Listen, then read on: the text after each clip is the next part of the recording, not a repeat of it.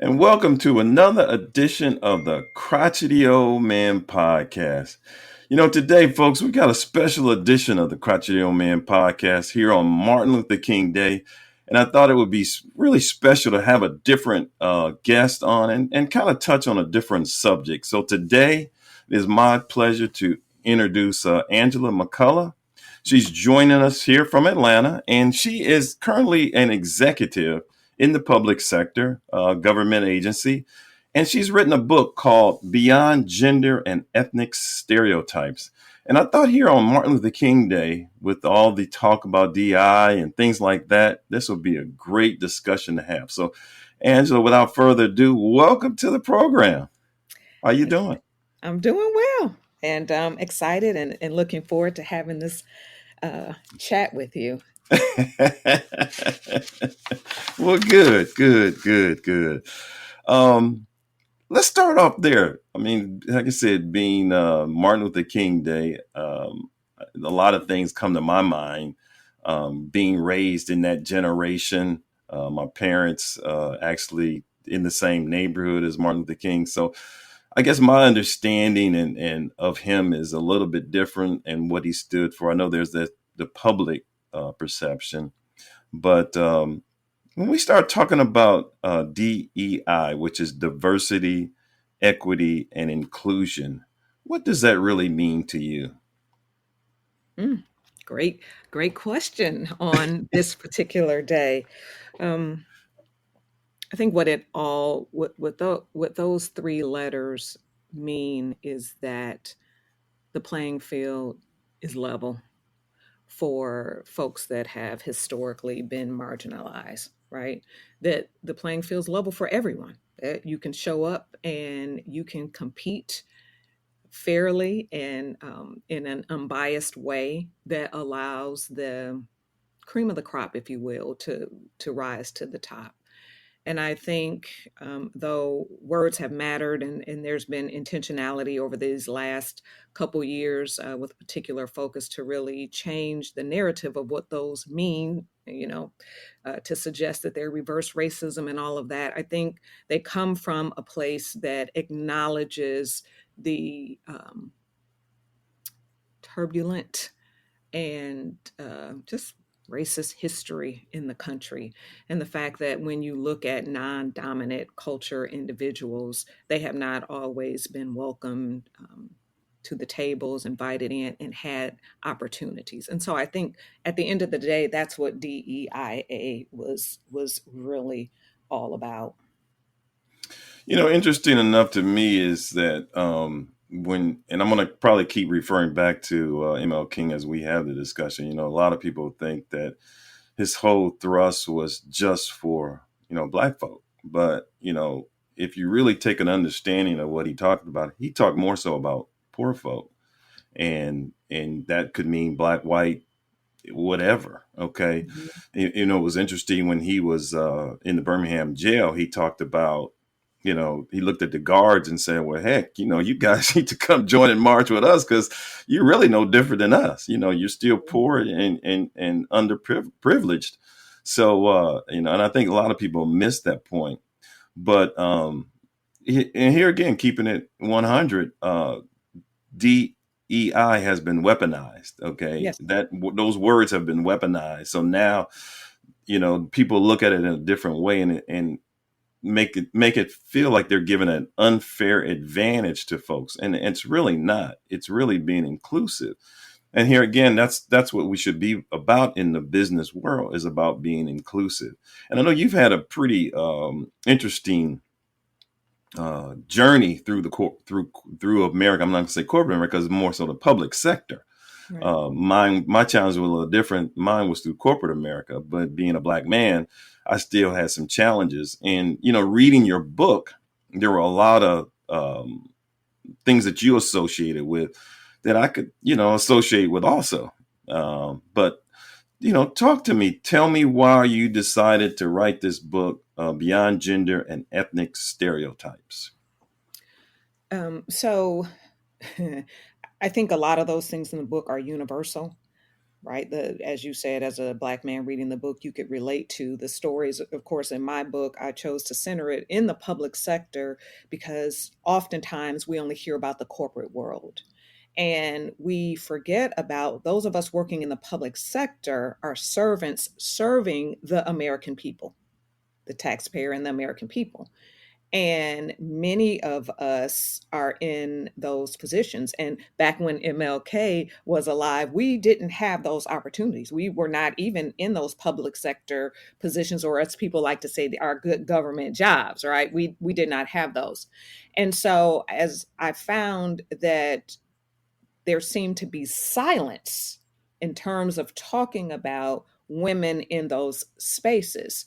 And as you said, I've had over a 30-year, actually, it's coming up on 35-year career that started in the military and then into the public sector. And as you read the book, and I talk about what I was faced with when I walked in the door. And at the time, DEI was not a word or were not letters that were being volleyed around, but what it was talking about affirmative action.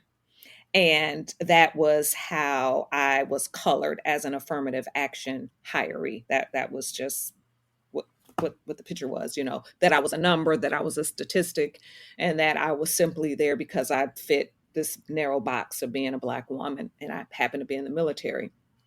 And then throughout my career, I reflected in many spaces that I was the only one in that space.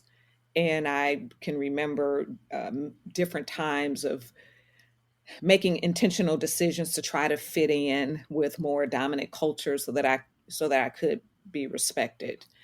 And even at this year in 2025, those many of those challenges still exist. And the more promotions I had in my career, the less and less people of color in general, particularly women of color, and specifically Black women, they were not in those spaces. And so I thought, well, who's telling their stories? Mm, Who is talking about what it takes to survive in that environment? The other reason why I wrote the book is because I believe that it is necessary for more of us to be in these spaces and to um, move into key decision making positions, to have the opportunity to change policy, right? To be mhm, seen. And I know for a fact that you need to see people in these positions because that encourages you. Like once you saw me there, you knew, like, I'm not special.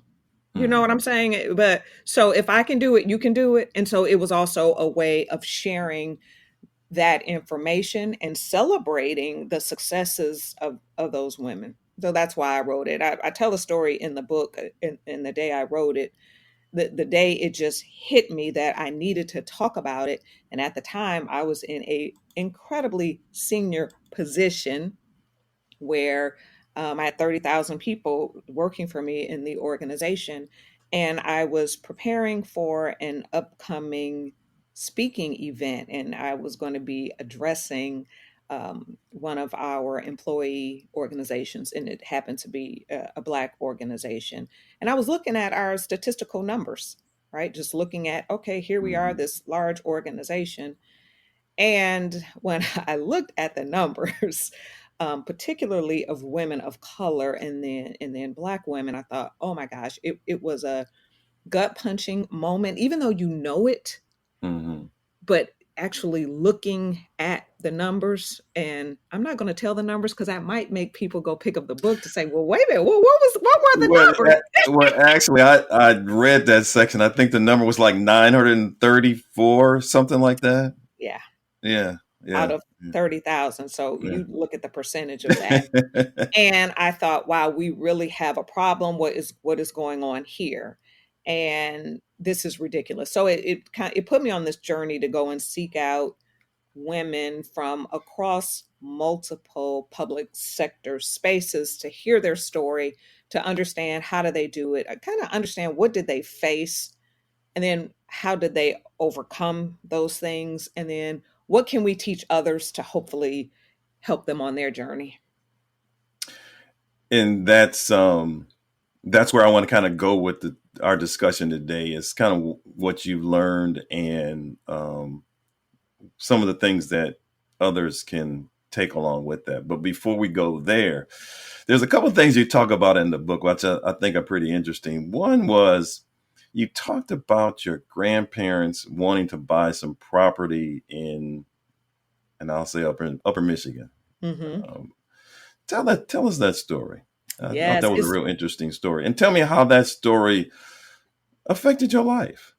very interesting. It's funny that you say that because I just recorded a video about that very story Okay. about a week or two ago. And so my grandparents wanted to purchase some property in northern Michigan, and at in that era, which had to be in the, let me think, I'm looking at my age, probably the 60s. Okay. And they were met with people unwilling to even show the property. I will say, for people who don't know, Upper Michigan is a rural area, beautiful wilderness country, not a very diverse environment at all, and especially in that era. And they were drawn to that, and so they kept running up against these, no, people not interested, wouldn't sell, simply because they were Black. It wasn't because they didn't have the money and all of that. Because it's very interesting. We found, because they have since passed, but we found their initial like past savings book, Mm, and these were people who were about saving their money and that type of thing. So it was none of that type of issue. It was simply because they were Black, and so that it was closed to them. They ended up meeting a man there that, interestingly enough, he himself was an immigrant mm, to the United States, and he was a farmer. And they ended up befriending him. And in the course of conversation, they were talking to him about their desire to purchase this land and what they wanted to do. And he agreed to be front their front man, if you mm, will. mm, And obviously, he was a white man, and because of him, he like worked the deal and all of that type of thing. They were able to get this beautiful piece of land, acreages of beautiful, pristine land in northern Michigan. And the reason that story sticks with me so much is for a couple different reasons. He was an ally, truly an ally, who obviously this man didn't care about the color of their skin or any of that. And he was willing to sort of work outside. He worked inside and outside the system on behalf of mm, them to allow them to get the land. I think one reason that really resonates with me and has impacted me is it is a form of resilience. mm, mm, It is a form of them being determined and having a made up mind and not allowing others, all the no's, to stop them from having what they wanted. And so people could tell them no, but it didn't stop them on their path. And their continued quest allowed them to get what they ultimately wanted. Same thing for me. Well, is it really no? I mean, no does mean no, but I've learned in at mm, least, business, no sometimes means no for now, not right now, or maybe no in the way in which you want to approach it, but mhm. maybe a different approach can get you to a different outcome, to a yes. And I learned that from that one incident, or that one story, and it's had an impact on my life. And that's interesting. And I guess for me, there's a couple of things that go through my mind. And being here again in the public sector or in corporate America, you're not going to see many Black folk. Okay, but you need that mentor, you need that sponsor. So with that story, and I guess it goes back to trust and not getting into a situation where I'm not going to associate with white folks. I'm not going to allow them to stifle. I'm going to do this on my own. But did that story have anything to do with how you approached your work environment? And I'm going to go to one particular story you also tell, and I'll just call him Jeff. You know what I'm talking about? I mean, it was a Jeff that was in there. Yeah. Okay. Yes. So all right. So I mean, here again, here this is a white guy. Yep. So here again, talk about how and tell me if one situation had something to do with another, because I know, you know, we have a certain perception of the world, um, that, and it's not ever going to be all black. It's not going to be all white. I'm just going to lay it on the table. For me, it's not a black white situation. It's a class situation, you know, Mm, for me. Okay. And it's, and hear people say, well, money's green regardless, but you still have to have morals and you still have to have, about yourself. You have to be about yourself. Okay. You can't lower yourself, your standards. You still have to have that. yes. So I'm going to let you tell your story. So tell me how, if there's any correlation between that story and about Jeff. So I won't say exactly that story, but let me say, I think my upbringing, because they were able to purchase this land and build this beautiful home, because I'm a city girl through and through, a Detroit native, Mm, and that was where I was raised. But because of them having that property, I got exposed. Right? mhm, For us, it wasn't just, for a lot of people, they live in a bubble.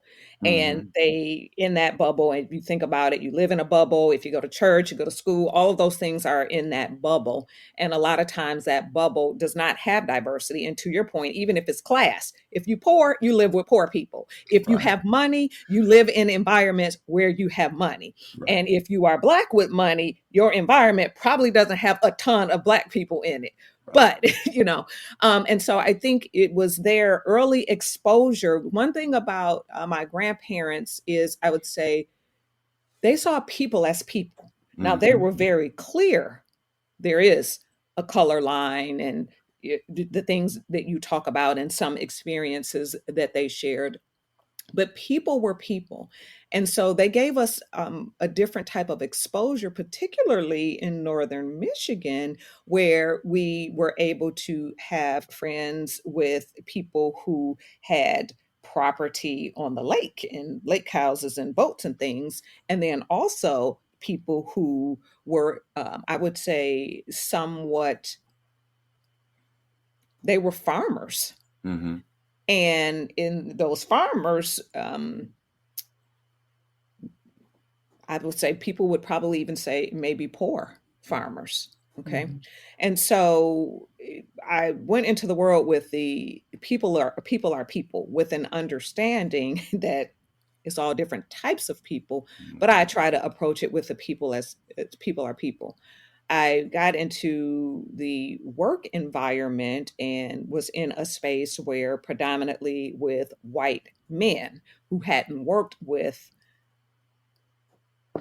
non-white people, and then definitely hadn't worked with not even white women, and then much less a black woman coming in.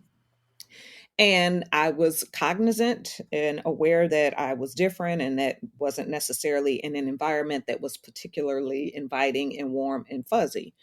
And but I knew, and I might have even said it in the book, like, okay, I have to work with these people, so I got to figure out how to get what I need so that I can be successful.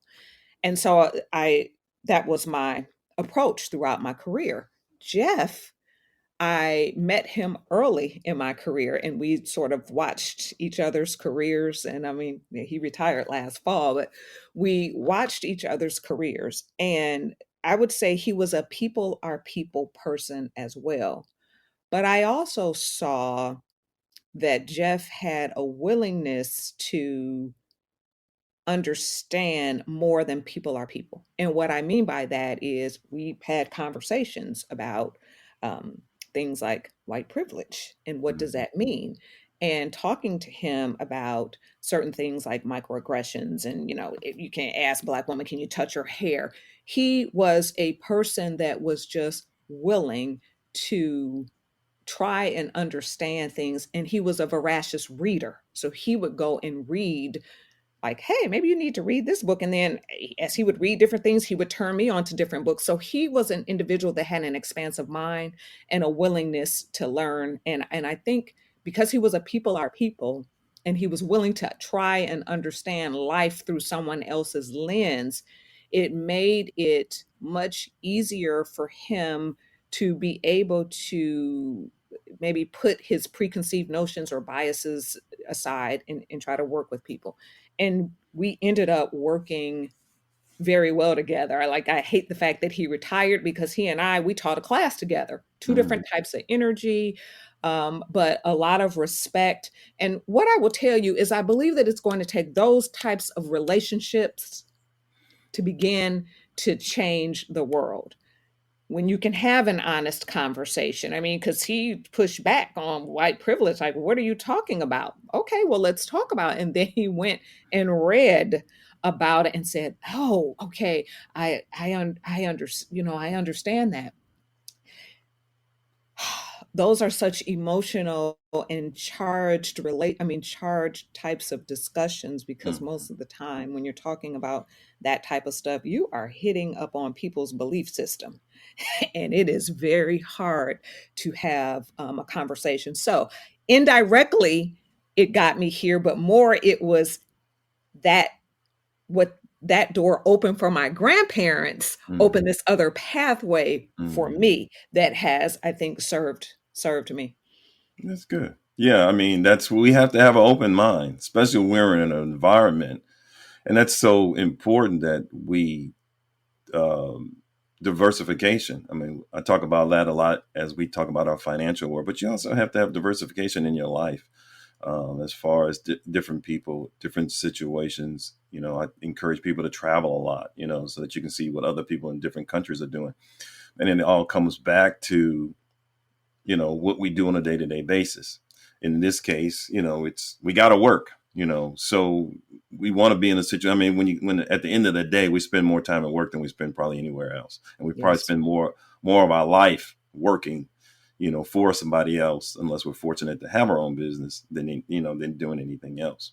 So that's good. That's a good learning lesson. I hope my audience can understand that, where you have to be well rounded and you can't put up roadblocks just because of stereotypes and because of the fact that they don't look like you. All people aren't bad people. All people aren't good people. You have to figure out who's the ones that are going to help you. Hmm. So moving on, you, you also talk about hair in the book. I read the book. Yes, you I did. read the book. Okay. Yes. So, I thought that was interesting because here again, being in corporate America for over, good Lord, almost 50 years before I retired, it's something I guess from a black man's perspective, I guess I looked at it differently. And I never really thought of it being basically as an issue. And I guess you looked at it differently too. So let's talk about that chapter you devoted to about hair. I am not the only Black woman that has looked at it differently, because if Yeah. I was, Black women's hair has been politicized. Mhm. Period. End of story. When you have to try to get legislation Mhm. to protect hair, there is a problem there. We go back to, in America, what is considered beautiful, what is considered attractive, and what is considered professional. And they tend to be identities of whiteness, Mhm. right? Straight hair, even many men, Black men. won't wear mustaches and beards and whatnot. If you go and look at them in the yeah. Okay. So I guess black women's natural hair, the way that it grows out of her head, has been characterized as unattractive, nappy, kinky, and not professional. Period. So I've certainly had my shares of relaxers. Your audience will know it was wrapped and swinging in the wind. And all of that. And nothing wrong with that. It's personal choice. And that's what we want, is the choice to decide about our hair and not to be stereotyped and categorized based on my hair. So somehow, and I'm sitting here, I mean, you can see me, but I know this is an audio podcast. My hair is now micro locked. Won't be going anywhere. It's 250 micro locks in my hair. And many people consider that unprofessional, because micro locks is it's my natural hair that is locked in, it's in this particular state, but it's not straight, Mhm. it's not shiny, and the narrative is that our braids and twists or choice of afros is not professional. And so we have spent a lot of time at black women dealing with our hair in a way to be accepted in the environment. I remember, because this is my second go around, I had traditional locks like 25 years ago, and I can remember the anguish that I was feeling about the choice to wear my hair in this type of way. How would I be accepted in this all male environment? And it was an all white male environment. One black man was in there with me, and I can remember literally wearing head wraps. No, those weren't considered professional either, but that was a little bit more acceptable than these twists in my head. And oh my gosh, I just remember the pain the personal struggle that somehow this choice would impact my ability to move forward. Mhm. And that is still a real thing now. And your audience will talk about how many times the comments are made, oh, you changed your hair, because Mhm. black women, like, look, hair is fashion. It is Mhm. an accessory. And so if you color it, if it's twisted, if you have a weave, if you have braids, whatever you do to your hair, it seems to be this whole fascination that people have. Oh, your hair. Oh, your hair is so nice. And the big thing, can I touch your hair? No, ma'am No. or sir, you may not touch my hair. But I talk about it. Here's why I talk about it. It's not for the sake of hair itself. It's for the sake of, when you're in these environments. And in my book, I interviewed every woman in there is or was an executive woman that had this journey into this executive space. And the most effective leaders in their space are people that are wholly comfortable in who they are. They know what they stand for, they understand their values and their belief system. And if you are twisting yourself into knots to fit into this box that is not you, that does play out in the workplace, because you have your own set of fears and concerns, and all of this other churn is going on inside of you to be respected for what you bring to the table, and it impacts how you deal with other people and even how you see yourself. So we needed to talk about that, and I'm empowering women to show up in ways that they feel comfortable, and understand that sometimes in your environment there's going to be some challenges with people accepting that, and you've got to know that and understand that, and be prepared to deal with that if it's that important to you, or move into another environment. Mhm.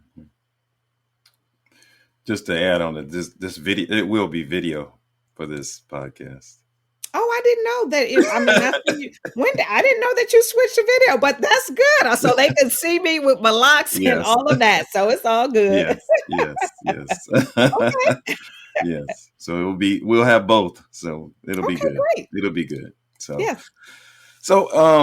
I talked a little at the beginning about my journey through corporate America. Like I said, there was a lot of things that you talked about in the book um, that I kind of associate with or relate to. So, from your perspective, how do you see the experience being different than a black man in corporate America? If you can kind of address that. Yes. I certainly there are similarities. And then I would have to say there are differences. It's really interesting. Sometimes I think that black men get the kinship of being male with white men. There's still patriarchy, and black men are, part of that patriarchy. So I think there is some kinship that is there. But at the same time, I'm going to tell you that I believe that it is a bit easier for black women. Mm, I think that for black men, when you talk about black men and white men, I think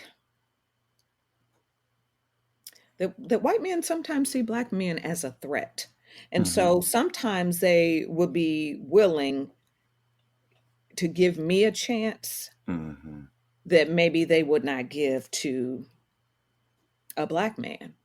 So we have similar types of, microaggressions. There's similar types of biases that we share as black people, and just some stereotypes in America that are so pervasive that people act like they're fact, like it's a known fact. I've hmm read this in the Bible and it said, right. And so they don't even question it, and so some of that I think does come up to play in my environment. When I reflect on my environment, I would definitely say, in my experience, I've had some more doors open that I did not necessarily see for black men. I don't know if it was simply because who I was, how I was showing up, how I was, accomplishing work, or if I just wasn't seen as a threat. And hmm so, hey, you're not a threat, so I can go ahead and open the door and let her in, into the table. Interesting. Yeah, interesting. Yeah, I can associate with both of those things you're saying because, like you say, sometimes black men are seen as a threat, and then sometimes they're welcomed in. Uh, come on, let's go play golf, or come on, let's go smoke a cigar or something like that. Drink after work or something like that. So yeah, I can see that. But interesting. Can I say more about that? And you're right, Sure. we don't get invited to those things. But on the rare event that we in the on the rare chance that we do get invited, oftentimes we won't show up. And that is a problem hmm for us. As you just finished saying, I know, you're a golfer, and how many conversations take place on the golf course? hmm Or when you get out of the office and, go have an after work drink. Sometimes that's where you get a bit of insider knowledge, right? Because the reality of it is, in these spaces, the movers and shakers are white men. Those are who's at the top of most every organization.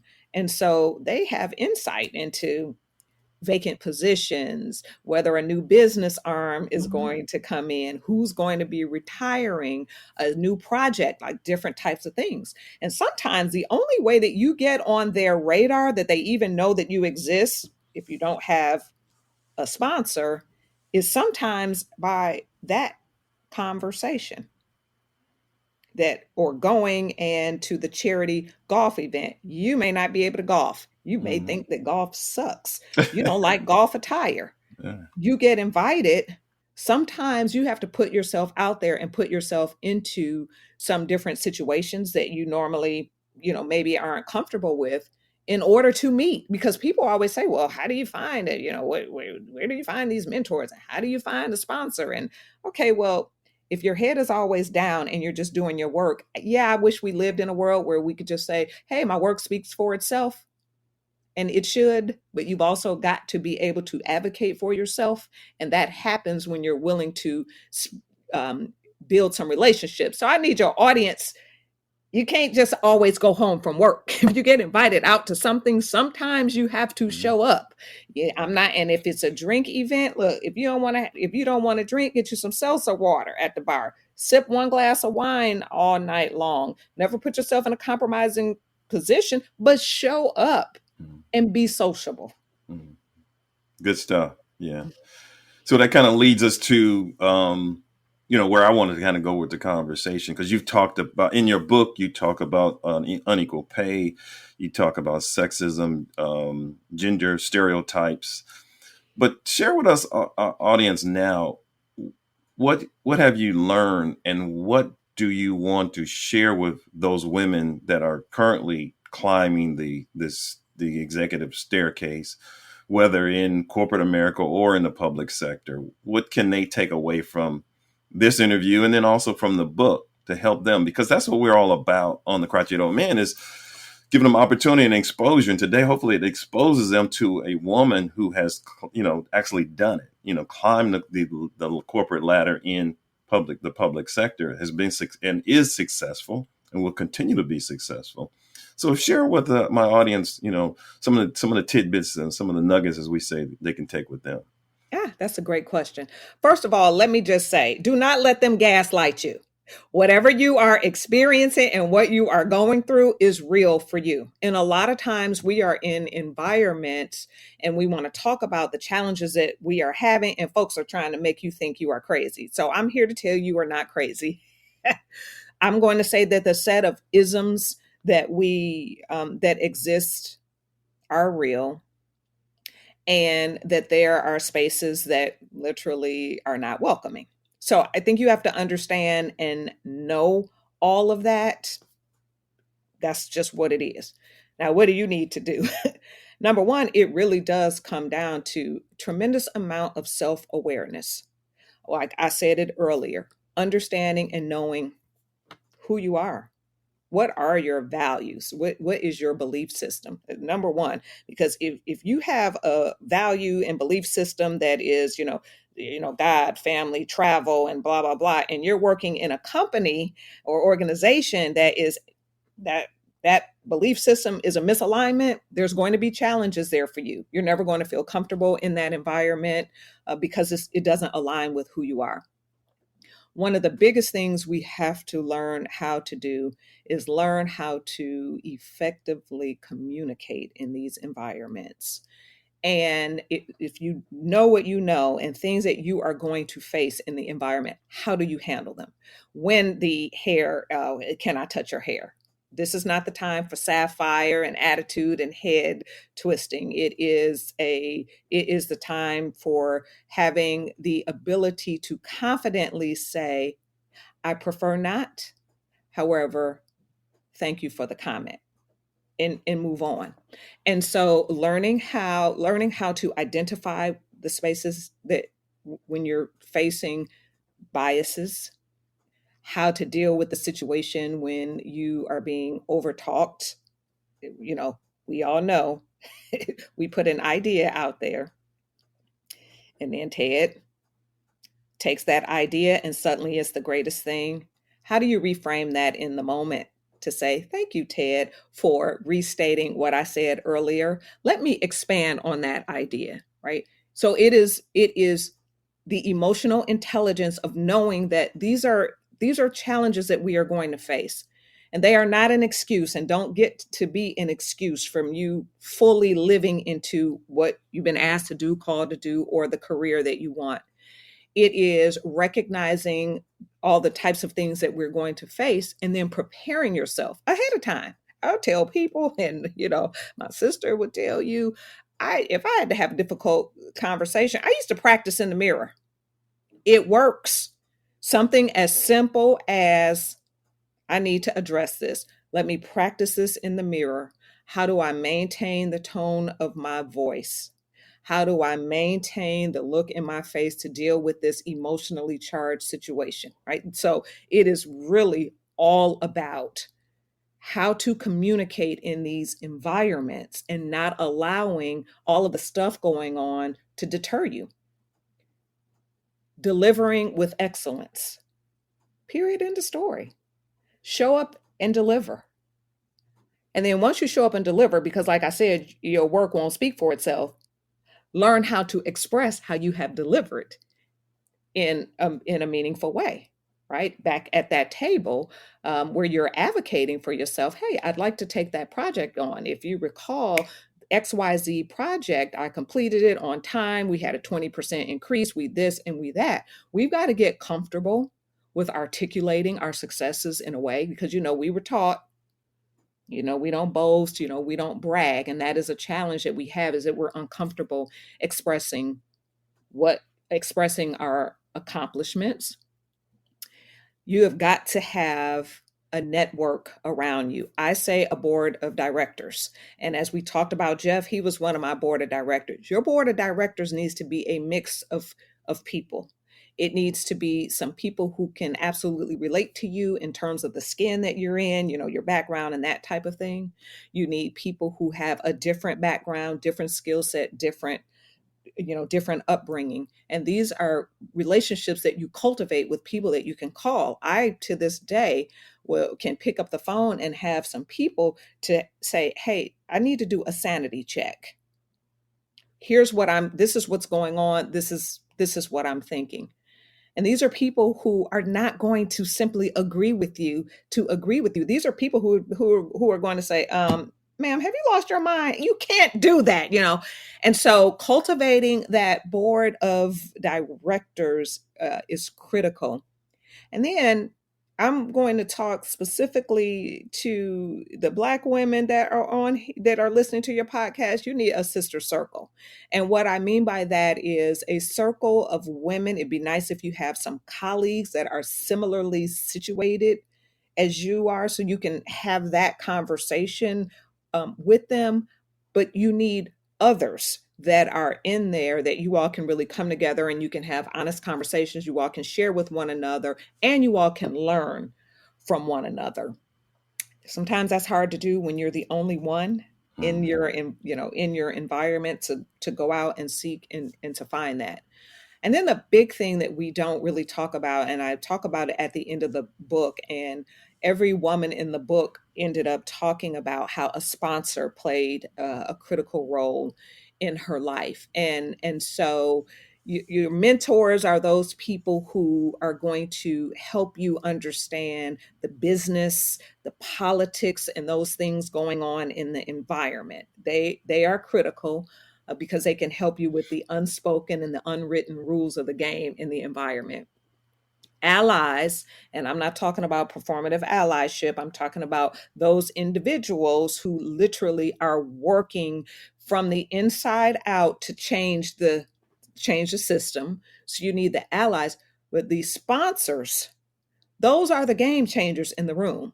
Those tend to be the most experienced and the most senior individuals in the organization.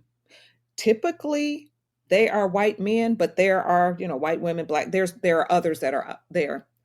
And the sponsor is the person who really can open that door for you. They are that individual that's willing to speak your name in a closed door meeting. Oftentimes for us, we don't get to meet them. We're just not in those circles in our positions where we meet these individuals. That's why you got to go and network a little bit. This is why you have to do things like as you're on your career journey. And that's why you've got to enter into some of the leadership development programs so that you have the opportunity to meet some of these individuals. And sometimes these folks will end up starting out mentoring you, and you're learning from them and you build that mentor relationship.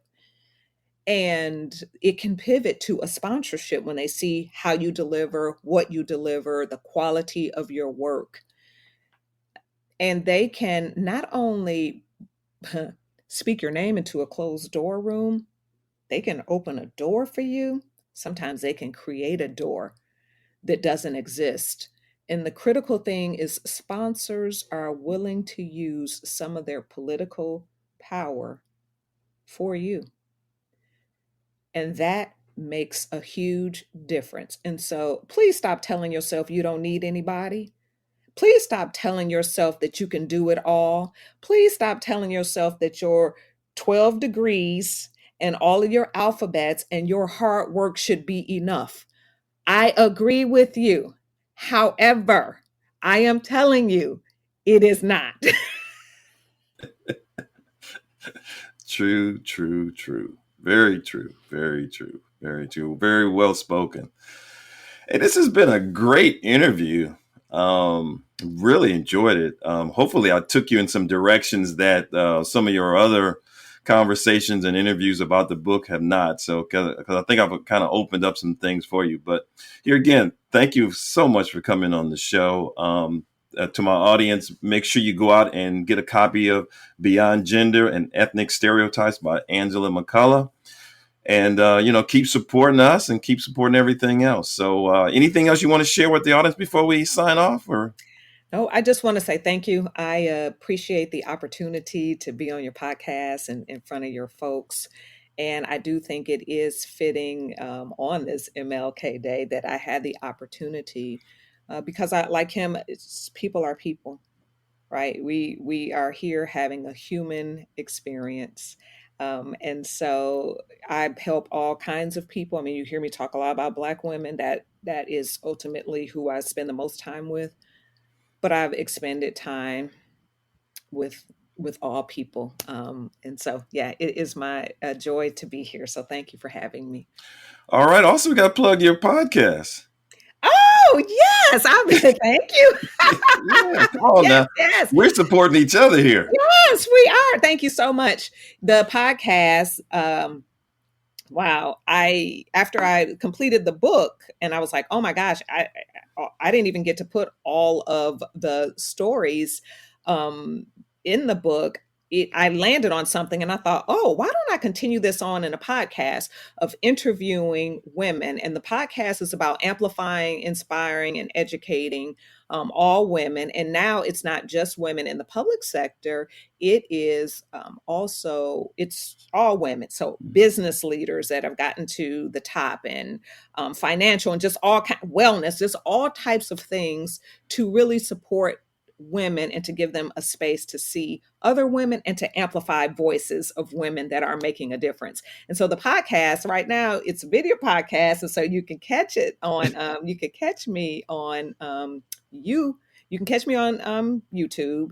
And all of a sudden, it's crazy. I almost just drew a blank on my own doggone on my own podcast.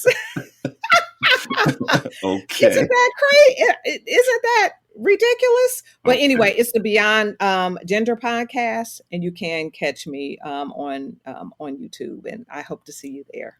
Good, good, good. All right, super. So wrapping up, we always wrap up with a quote. And I thought a quote from Martin Luther King would be appropriate for today. And the quote goes like this: if you can't fly, then run. If you can't run, then walk. If you can't walk, then crawl. But whatever you do, you have to keep moving forward. And I think that's what it's all about. You got to keep moving forward. And as we always say on the Crotchety Old Men podcast, if you didn't know, now you know. Take care. Be blessed. Thanks a lot.